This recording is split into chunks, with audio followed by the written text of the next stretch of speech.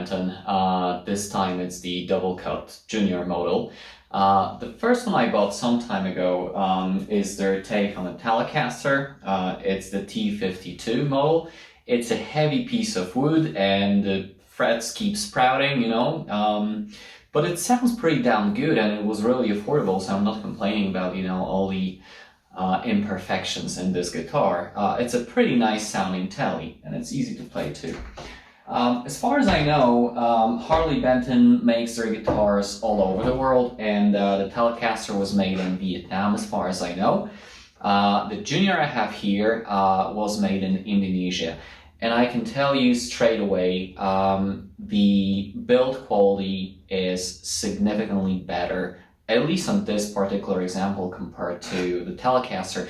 The Telecaster, for the money, don't get me wrong, it's very well made. I mean, even the hardware and the pickups are pretty decent. But what they've done with the Junior brings those guitars to a completely new level. I've had many other guitars made in Indonesia, either for tests or some of them were my own. And most of them were way more expensive than this one. And the build quality was very, very similar. Even the paint job, like this guitar is in the limited pelhalm blue metallic color. I think they only made like 300 of those. I'm not really sure. Who knows?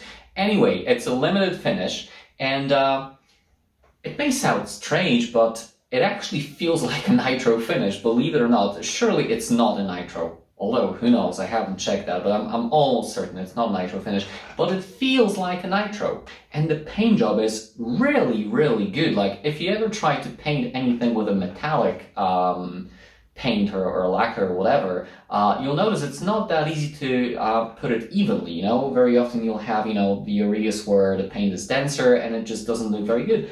The paint job on this one is flawless.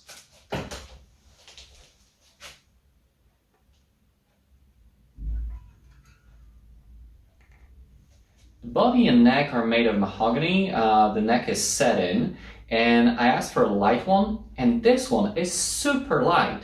And that makes me think it may not be the African mahogany that a lot of builders just, put in their guitars and they say it's a mahogany. Technically, it's a completely different family of plants. It's called mahogany, but it has very little to do with the, like Southern American mahogany. And African mahogany is typically heavier.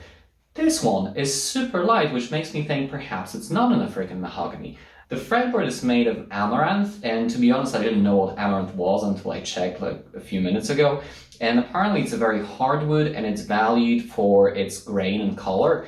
And as you can tell, it's super dark, so it seems like a nice substitute for rosewood, which is getting more and more scarce. The hardware also seems very good. It has this bridge that you can intonate. There are two screws here that you can use to just fill with your intonation.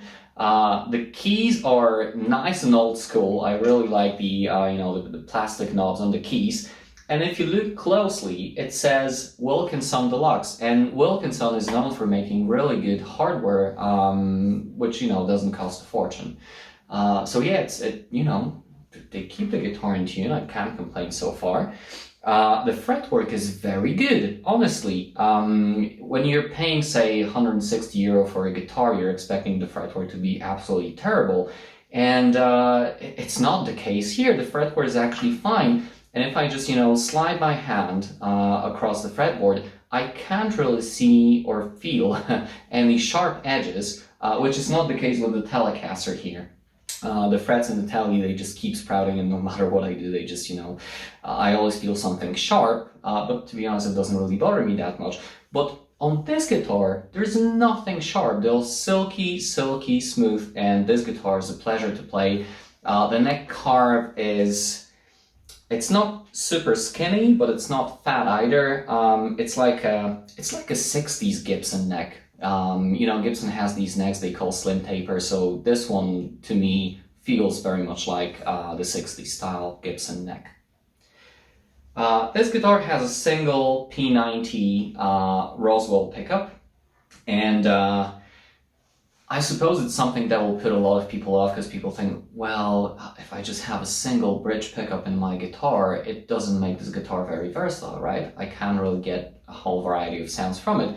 But as soon as you start fiddle with, the tone and volume pots, you can get all range of sounds from it. Like if you can just put your tone knob halfway down, you can get something which sounds like a neck pickup, which I'll try and demonstrate a little bit later.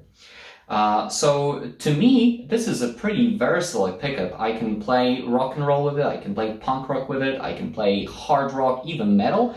But if I just want to get a clean bluesy sound or a jazzy sound, absolutely no problem. I can do this with this single pickup. And for some reason, I think that the simpler your gear is, the more time you have to actually spend on the things that really matter, which is, creativity and practicing. The more stuff you have to fiddle with, it kind of drags your attention away from what's important. So to me, I'm actually digging this single pickup design. The pots, I haven't checked yet what brand they are, but to be honest, I really don't care because they're not on-off switches. They work all the way across the range. So you can start your volume really, really low, and even if you have your amp cranked, you'll still get a nice clean sound from it. And then if you just want to rock and roll, you just put it all the way up to 10, and then it becomes just this punk rock or heavy rock machine, and it does it very well, which hopefully I can demonstrate later as well. So just to summarize, at this price point, it's almost unbelievable that you can get a guitar of this quality. This guitar looks sexy, it feels very, very nice, and it sounds pretty good too. So yeah, let's try and get some sounds out of it.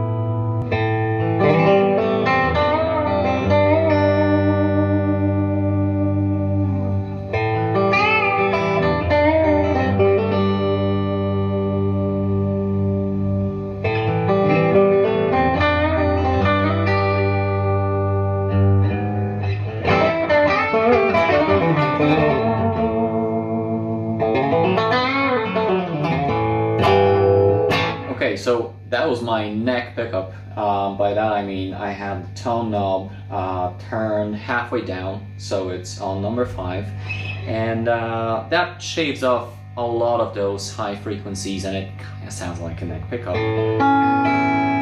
But you can bring all the high frequencies back.